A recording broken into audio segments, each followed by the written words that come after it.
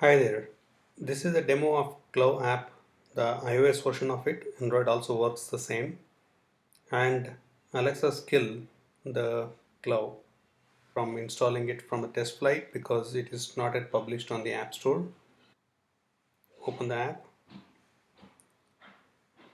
I will allow all the required permissions so that it can send me notifications and use the microphone. I need to log in with Amazon account.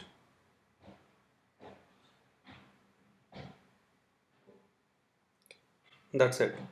Now if you have the Klove knob already, you can say yes, and if you don't have, you could use it as an virtual Klove knob.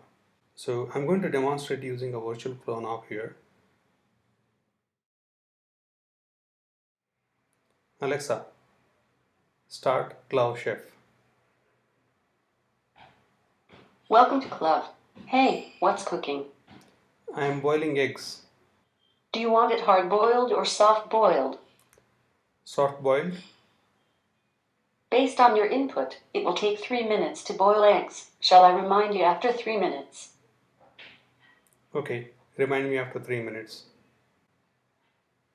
Okay, I will remind you after 3 minutes. Your egg is ready.